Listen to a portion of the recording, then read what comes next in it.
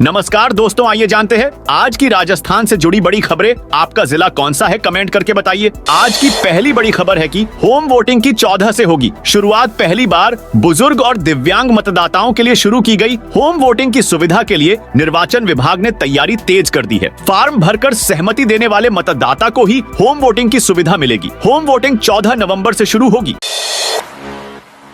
जयपुर में प्याज के बाद अब चना दाल भी सस्ती। भारतीय राष्ट्रीय उपभोक्ता सहकारी संघ की तरह अब जयपुर समेत अन्य शहरों में भारतीय राष्ट्रीय कृषि सहकारी विपणन संघ ने भी लोगों को सस्ते प्याज के साथ सस्ती दाल उपलब्ध करवाने के लिए काउंटर शुरू किए हैं। जयपुर, बीकानेर, अलवर, कोटा समेत अलग अलग शहरों में ये काउंटर लगाए हैं। जयपुर शहर में 15 जगहों पर मोबाइल वैन काउंटर लगाकर सस्ता प्याज और दाल बेची जा रही है। प्याज 25 रुपए प्रति किलोग्राम और चना दाल 60 रुपए प्रति किलोग्राम की दर से बेची जा रही है। इसे जयपुर में रोजाना 30 टन माल की बिक्री हो रही है।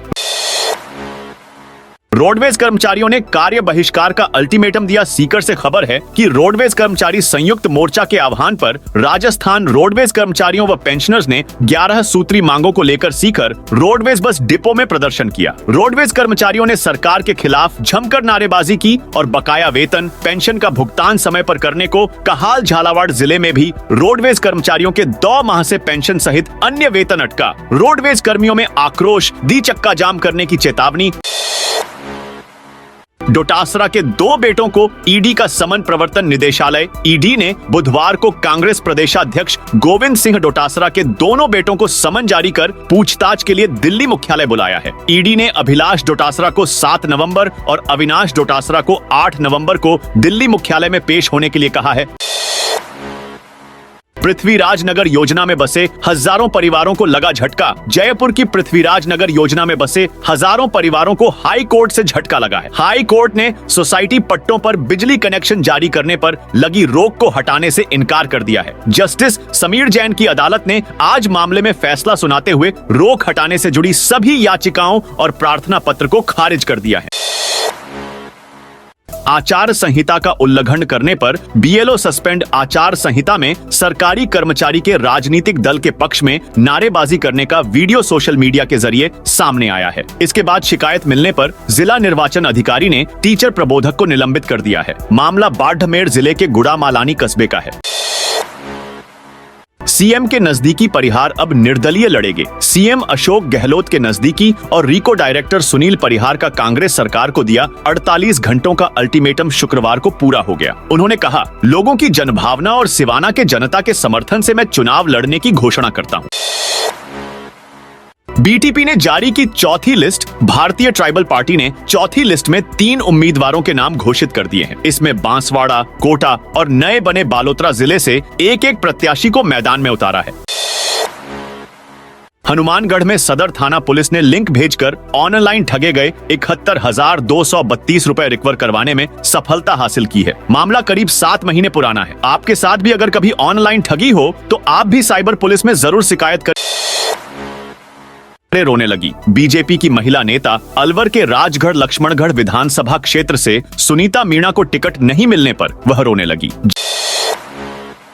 जैसलमेर को 15 दिन बाद ठंड होने की संभावना। जैसलमेर जिले में सर्दी का इंतजार कर रहे किसानों लोगों को अभी 15 दिन तक और इंतजार करना पड़ेगा। अक्टूबर महीने में तापमान सामान्य से अधिक रहने व बारिश कम होने के कारण सर्दी की जो अच्छी शुरुआत होनी थी वैसी नहीं हो। मौसम विभाग की माने तो 15 नवंबर तक तापमान सामान्य से ज्यादा रहेगा। उसके बाद धीरे धीरे तापमान में गिरावट होगी। बीसलपुर बांध का पानी नहीं छोड़ा तो मतदान बहिष्कार। बीसलपुर बांध का पानी नहरों में छोड़ने की मांग अब जोर पकड़ रही है। किसान इसके लिए गांव-गांव जाकर लोगों से मिल रहे हैं। खेड़ा हाथी भाटा गांव के किसानों ने श्री राम लक्ष्मण मंदिर पर एकत्रित होकर पानी नहीं तो वोट नहीं का संकल्प पारित करते हुए कलेक्टर के नाम ज्ञापन भेजा है। पूर्व विधायक सिंघल बोले, अब निर्दलीय लड़ूंगा। अलवर शहर से पूर्व विधायक बनवारी लाल सिंघल ने कहा कि जब पहली सूची में नाम नहीं आया तो दूसरी सूची का इंतजार किया, लेकिन अब सब्र का बांध टूट गया। मैं अब निर्दलीय चुनाव लड़ूंगा। रोडवेज के पास BS6 की बसें नहीं। एनसीआर में 38 बसों का संचालन रुका। प्रदेश के अलवर और भरतपुर जिलों से राजस्थान रोडवेज की बसों के दिल्ली जाने पर संकट खड़ा हो गया है। दिल्ली एनसीआर क्षेत्र में बुधवार से केवल BS6 श्रेणी की बसें ही चल सकेंगी। इसे लेकर रोडवेज की अलवर और भरतपुर से दिल्ली जाने वाली करीब आधी बसें प्रभावित रही। मंत्री जोशी सीनियर IAS अग्रवाल के ठिकानों पर ईडी के छापे। जल जीवन मिशन घोटाला मामले में ईडी की टीम ने जलदाय विभाग के मंत्री महेश जोशी के ऑफिस और additional chief secretary Subodh Agarwal समेत कई अधिकारियों के घर पर रेड की है। राजस्थान में 6 से ज्यादा जगहों पर छापेमारी की गई। राजस्थान में बजरी कारोबारियों पर इनकम टैक्स की रेड। राजस्थान में आयकर इन्वेस्टिगेशन विंग की टीमों ने बजरी व्यापारियों के 21 से अधिक ठिकानों पर रेड की है। छापेमारी बजरी कारोबारी नीलेश घड़िया ग्रुप और उसके सहयोगी समूहों के ठिकानों पर चल रही है। बैंक ऑफ महाराष्ट्र में 100 पदों पर होगी भर्ती। 6 नवंबर तक आवेदन कर सकेंगे। बैंक ऑफ महाराष्ट्र की ओर से विभिन्न पदों के लिए कुल 100 रिक्त पदों पर भर्ती के लिए नोटिफिकेशन जारी किया गया है। राजस्थान में AAP ने जारी की 26 प्रत्याशियों की चौथी सूची। राजस्थान विधानसभा चुनाव को लेकर आम आदमी पार्टी ने शुक्रवार को चौथी सूची जारी कर दी है। इस सूची में 26 प्रत्याशियों को मैदान में उतारा है।